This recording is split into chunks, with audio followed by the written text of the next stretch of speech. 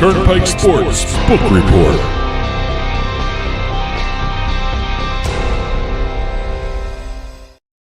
The Turnpike Sports Book Report is brought to you by BorgataSports.com. Your favorite casino is now your favorite sportsbook. Available anywhere in New Jersey, BorgataSports.com. Sign up at BorgataSports.com using our promo code PIKE, that's P-I-K-E. Make your first wager of $20 or more and you'll get $100 in free bets. That's $100 in free bets when your first wager on Borgata Sports is $20 or more. Get into the action with BorgataSports.com. Must be 21 years or older and in New Jersey to place a bet. Terms and conditions apply. Gambling problem? Call 1-800-GAMBLER. And welcome to this week's edition of the Turnpike Sports Book Report, where we go through the national and state sports betting reports. Got a bunch of those to talk about. There's also some new sportsbook launch announcements and also a lot of deals and legislation to discuss right now. I thought we'd start right off the bat with the national scene in terms of some of the commercial gaming revenue announcements that came out from the American Gaming Association. This includes sports betting, iGaming, all the traditional casinos. Let me just read a couple stats to you. These numbers were huge. According to the American Gaming Association, commercial gaming revenue saw its second highest grossing month ever in November. They hit $4.85 billion. That's November alone. Mm-hmm. They also announced that in December of 2021, and there's still some sectors still reporting some numbers out there, commercial gaming industry officially crossed the $50 billion annual revenue mark. That's incredible. Absolutely incredible. Previous record was 2019 with $43.65 billion. They just blew right by that one. Yeah. And you know, they're still reporting numbers. Sure. That might even grow. Who knows? I don't know if it's going to hit 60, but I think that, 60 but may be an actual realistic See, now we're number getting the greedy. next. We should be happy with $50 billion. I think 60 may be a realistic number coming into 2022, especially now with New York with the mobile sports betting. Let's talk about New York, because New York had a very interesting launch. They had a whole bunch of different sports books launch, 4 of them. By the time this airs, there's a 5th one now. It's already expanded. BetMGM. We're going to see probably another 4 more coming in at some point. They're doing a rolling rollout for some of these. But BetMGM launched on January 17th, Monday. And they join Caesars, BetRivers, or Rush Street Interactive, of DraftKings and FanDuel. Yes. As the New York mobile sports betting quintet right now. According to some of the numbers, some really interesting numbers, which kind of tells you the strength of the New York market right off the bat. BetRivers reported almost $1 million in betting the very first day they launched. Oh, the first weekend was incredible, I heard. I mean, it was just amazing. Well, think about that number, $1 million in a day for BetRivers. Sure. That's one of 4 sports books. If it stays at $1 million a day, you're looking at $365 million handle for an entire year. I'm not sure if it's going to stay $1 million a day. That's the question about these numbers. Is this a shiny new toy for New York citizens and people in New York, or will these numbers level off? I mean, right now there's no sign of these numbers leveling off, but you know, it'd be hard to believe that they sustain these kind of numbers. I hope they do. It'd be great for the industry, but we have to see how this goes on. Well, Caesars reported over the first weekend entirely over 1 million bets. They didn't say how much of a handle they had, but they had 1 million bets placed. 1 million transactions? Transactions. Is that what they're talking about? Okay. So that'll be an interesting number to see exactly how they did over the first weekend. But just by extrapolating a BetRivers amount, $365 million handle for a year, you multiply that by 5. Because you have 5 books.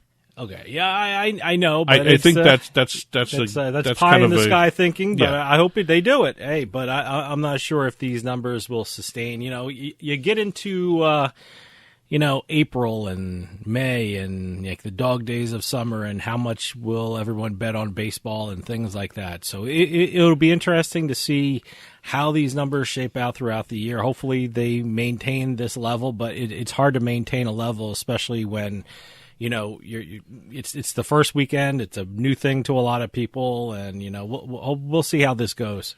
It'll be very interesting to see how New York does with not only the Super Bowl but with March Madness, the two biggest sports betting events of the year, and they've launched in time for both of these. And that's what the legislators wanted. They wanted to be able to capture these two events right off the bat. They're doing it. If these numbers are this dramatic leading up to these two events, how much of a dramatic fall-off are they going to have when there's less sports on the calendar? Well, yeah, that's what I'm saying. Hopefully they maintain themselves, but, it's like I said, it's a shiny new toy right now, and hopefully they maintain it, but who knows? Here's another question. It's winter, cold months, no one wants to go out. What happens during the summer when these guys from New York decide to go back into Jersey, not only for the northern sportsbook up there for some, outside events, but also Atlantic City for the weekend. Sure. Yeah, or the Jersey. Well, look, I know a lot of people are going to have, an account in New York and an account in Jersey. Because, look, a lot of people who work in New York live in New Jersey. So, they spend time in both states, sometimes daily. So, and also Connecticut. Don't forget Connecticut. A lot of people who work in New York City or work around the New York metropolitan area in New York State, they live in New Jersey or Connecticut. I wonder, given the fact that you have three different states, actually four if you count Pennsylvania, with all these four sports books in it, or the major three. I would love a shared wallet. Because See, we're in New wonder, York all the time and things like that. I would love a shared wallet this where is I my don't have point. to have a New York app and a New Jersey app. This is my point. Keeping it as separate wallets, does that increase their customer share in each state? Mm-hmm. If you have a shared wallet, you really don't have a chance to sign them up in different states. Well, let me tell you something. A shared wallet, it makes for accounting hell because New York has a different tax rate than New Jersey. New York has a 51% tax rate. So, it's one of those things. If you have a shared wallet, between two states, it'll be tough. It'll be a tougher accounting than keeping them separate. That's true. And my point is, it's an easier customer acquisition angle if you keep them as separate wallets, because if you're traveling into Jersey from New York, you need a New Jersey account, so you have to sign up in New Jersey as well as New York. If you are in Connecticut and you already have a Connecticut account, you go into New York to work, if you want to do something during the day while you're at work, you got to sign up for a New York account. There's customer acquisition angles here that I don't know if anyone's actually analyzed this yet. Well, I brought this up in an interview I did recently that the morning of the New York launch, I live in New Jersey and I have a FanDuel New Jersey account. And I got an email saying if you have one of your friends sign up who's in New York, you both get $50. And wow, I was like, is this a thing that crosses state lines? I'm in New Jersey, but if I get someone to sign up in New York who's a New York resident and who plays in New York, we both get $50. So, and I brought up during the interview, I live very close to the Pennsylvania border. And I never got in. I don't remember getting a offer like this when Pennsylvania started. So I think that's how special New York is. It's also a matter of how savvy the marketing side of these people are getting. Sure. They're learning to cross the state borders without having to run into problems and to run across state borders. It was very interesting. So if I have a friend who's in New York and who signs up in New York, they get $50 in, I guess, their New York account, and I guess I get $50 in my New Jersey account. So, that's how I read it.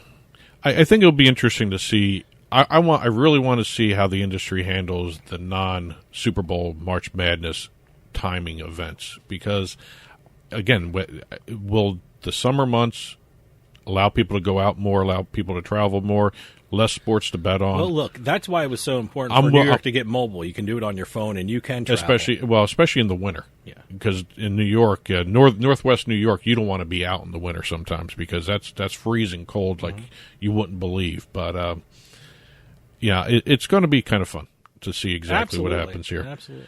Let's stay on the East Coast, go down to New Jersey, because New Jersey just released their betting numbers. Oh, wait, before I go to New Jersey, one note that just came in the morning here, we're taping this. Caesars Entertainment announced that they are now a official mobile sports betting partner of the Buffalo Bills. All right. They made this announcement, and just for transparency, we're taping this before the wild card game that the Buffalo Bills are involved in. This is basically the same type of deal that all these sports books do with these teams, where it's naming rights to a sportsbook lounge as well as logos, the normal IP stuff, and marketing activations. The one thing that makes this interesting, a little different than a lot of the other sports team deals that we've seen, the deal actually reaches not only New York citizens, but it will reach into Canada, because the Buffalo Bills have a huge following in Canada. Oh, sure. And I think that actually will go a long way with when single event sports betting commercially launches in Canada. Well, look, Caesars is doing a lot of deals in New York. Well, first they have the former Rangers goalie Henrik Lundqvist as an ambassador. That's and now another deal there. Now they have the Buffalo Bills. I think they're really making their presence felt in New York, and good for them. And don't forget, they're one of the sports books that did a deal with Madison Square Garden Entertainment for the teams.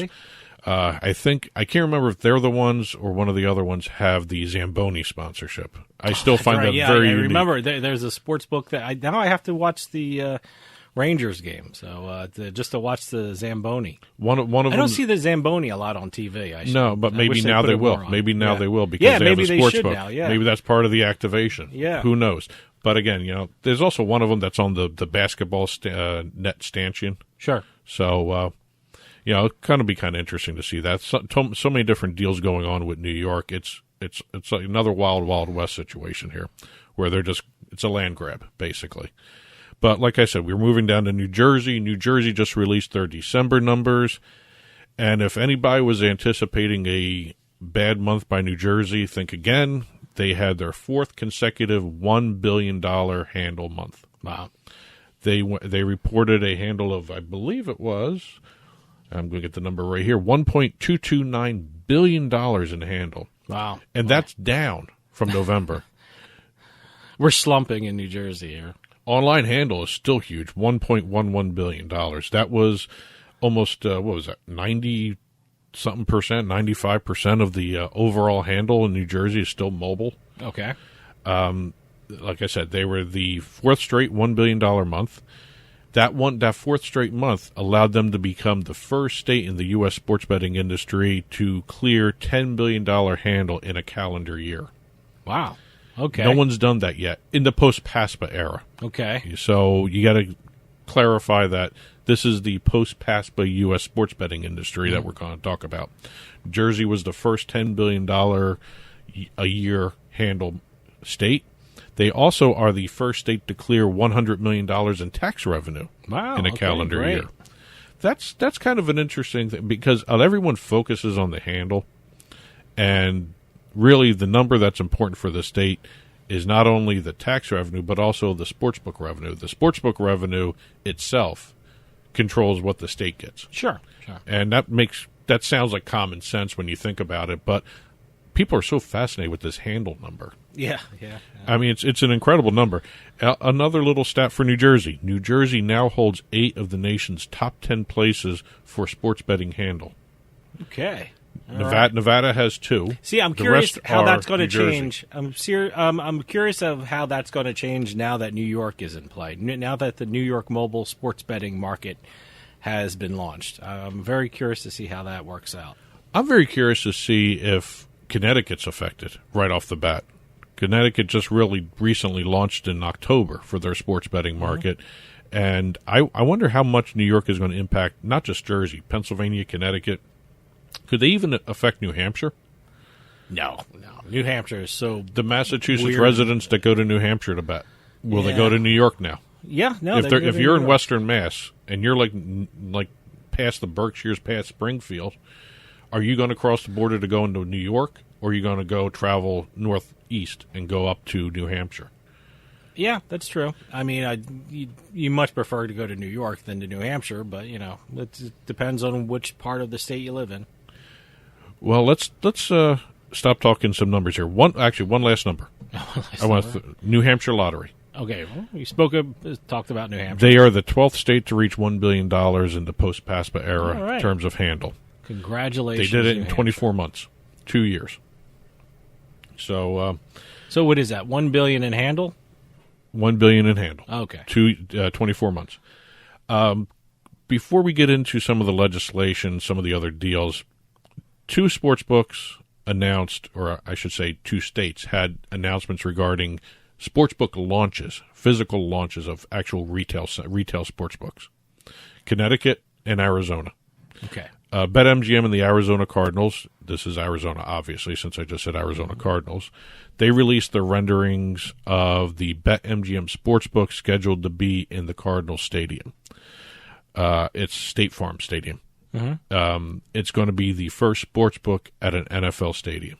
They're going to have the honor of having the very first sportsbook. Okay. Everybody else has sportsbook lounges. They will actually have a sportsbook. It will be part of the stadium. Okay. So, and I looked at the renderings. If anyone has a chance, take a look at the renderings. It's a very nice sports book that they've designed. It's going to have 2 entrances. It's going to allow people to actually watch the game from the sports book itself. So that's going to be kind of Arizona's going to be a great market. They're already approaching $1 billion. They're already a great market. They're already a great market, and they're going to get better. And Connecticut, the Capital Region Development Authority released the renderings of the sportsbook that's being built at the XL Center in Hartford. Now, on our trips back and forth, we always go past the XL Center. It's like right off the highway. It's maybe 2 blocks off the highway. It will not look like this anymore. The way the current look, they're going to redo it. Huh? They're going to do an entire building encased in glass kind of thing. All right, and it's going to be built over some of the current existing parts of the XL Center, like the loading bays. They're going to have different entrances. It's going to be overlooking the arena. They're really going to do a nice job, and I think it's going to be kind of fun. I'm trying to figure out. They haven't said whether it's going to be a Connecticut Lottery branded. I would assume it's going to be a Play Sugar House branded book, since that's the deal with the Connecticut Lottery. It's Rush Street Interactive. Okay. All right. So they haven't announced whether or not that's going to be a Play Sugar House or just going to be XL Center. Okay. So it'll be kind of interesting. I've never been to the XL Center. I've driven past it many times, and I've never been there. It's a smaller type arena. It's like a TD Garden Light, if you want to do it that way, or the Wells Fargo Center. Think of a smaller version of the Wells Fargo Center. Okay. That sort of setup there. Couple of interesting little pieces of legislation that were introduced. Mm-hmm. One in Virginia. I don't know if this is going to pass or not. Virginia Senate Republican leader Tommy Norment filed Senate Bill 96, which would allow the state to fine sports betting and casino companies or their affiliates up to $50,000 per violation for using the words Virginia or the Commonwealth in their advertising campaigns. Okay. Kind of an interesting. Why would you want to? I guess he's really against sports betting, huh? Or he didn't get the sports betting type he wanted, or something. Why would you not? Why would you not want to get people to Virginia or the Commonwealth? He must have a huge anti-gambling base he's trying to appease, or maybe it's something else. They don't really express what their reasons are for doing a bill like this, but it's the first state I've seen that doesn't want their state mentioned in the advertising. You want people to come to your states, to go to the casinos and go to the sports books. It's I'm surprised they would not want Virginia or the Commonwealth mentioned. Interesting. Yeah, it's something different. I've never seen legislation like this. Maybe how do they give the address of or the mailing thing? I don't know. I guess it's only for commercials, or it will test the ingenuity of the marketing arm of the sports books. If can this you actually mention passes. the town? Or? I don't know. That's he was focused more on Virginia and the Commonwealth. Interesting. I don't understand really the reasoning behind it, but you would think the Bureau of Virginia Tourism would not like that bill. Unless the Virginia tourism is behind some of this push here. Maybe they don't want to be associated with sports betting. I don't know. It's a very interesting bill. Virginia's always been an interesting state. I'm curious to see what happens when the casinos come in, because they're in the process of getting actual brick and mortar casinos coming in. So, in New Jersey, going back to Jersey again, New Jersey State Senator Troy Singleton introduced a bill that would redirect the 1.25% tax on sports betting that currently goes to the Casino Reinvestment Development Authority to the city itself of Atlantic City for local property tax relief. That's kind of I don't know if that's a lateral move in terms of the money being spent. I know the CRDA just really focuses on the casino area of New Jersey, of Atlantic City, not the actual housing, not the town, the city itself. If you invest in the Casino Reinvestment Development Authority, you invest in that, they'll build up the casino industry more in Atlantic City, and you'll get more tax relief and tax money from the increased casino reinvestment. So I'm not sure why he'd want to do something like that. But again, he may have an Atlantic City constituency that he's focusing on. Mm-hmm. Could be multiple reasons. Let's talk a few deals here, because we had some interesting deals being thrown out there. We just talked about Caesars with the Buffalo Bills. You mentioned the Caesars with the Lundqvist deal that Henrik they did. Lundqvist. Yep. What do they call them? An ambassador kind of thing? They're an ambassador. Is that the yes. ambassador role for him? They're ambassadors. Yep. Let's see. Oregon, I guess you can call this a partnership announcement or deal. DraftKings on January 18th became, however this is going to air, it's going to be on January 18th, DraftKings is the official sportsbook provider of the Oregon Lottery, replacing Scoreboard. Okay. Everyone seemed to have trouble with Scoreboard. So, Scoreboard was their one and only app, right? It was the only sports betting option. That's what I mean, the one and only app. So, and a lot of people complained that, the line set up by the Scoreboard app or the Scoreboard entity was not very good. We're not very good in terms of the rest of the nation. I've heard about it. I've never seen it, so I really can't speak on that. But I know that was the thing out there. So, well, you're going from guess not anymore, huh? No, you're going from Scoreboard as the exclusive sports betting provider to DraftKings. Well, that's good. If you want a exclusive sportsbook provider, DraftKings would be the one. Just ask New Hampshire. Well, this is their second exclusive deal. Yeah, good for them. I wonder if there's going to be other states that want something like this. And one sports betting operator. I mean, it's working for New Hampshire because it's a tiny state in terms of population. Yeah. I think it's Oregon's like 3 or 4 times, or maybe more than that, times more populous than New Hampshire. So, and New Hampshire's just hitting $2 billion in 2 years handle. No. So, DraftKings should do well out there. There may be. I'm curious to see what they do with the retail book side, though, because right now I believe it's only just the Native American tribes that have sports betting in their casinos. Okay.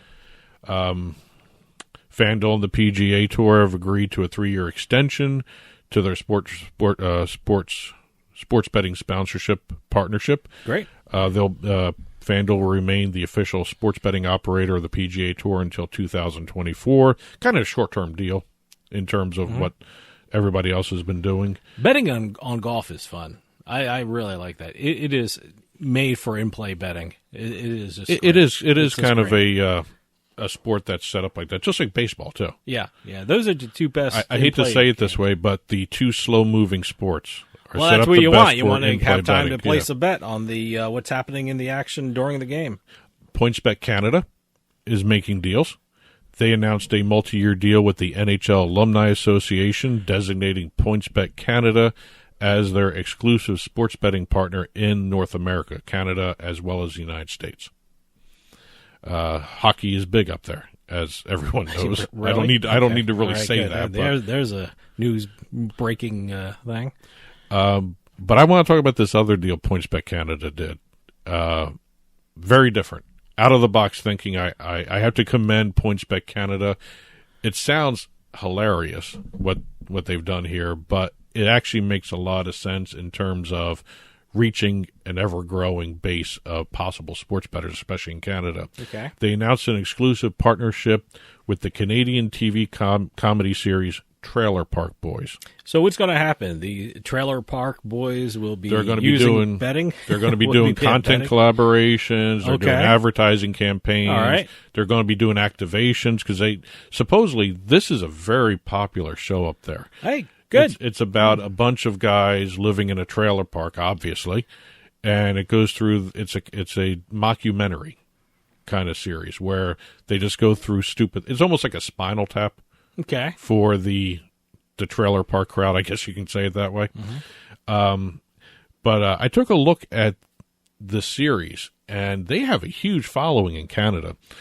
On Twitter, they have 230,000 followers.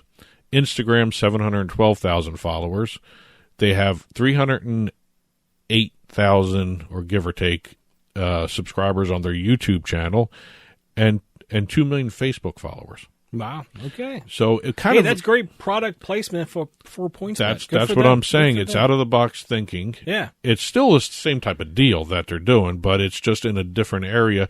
And this is not on network TV. It's on a streaming channel kind of thing. One of the, I guess it's like a one of the OTT channels up there.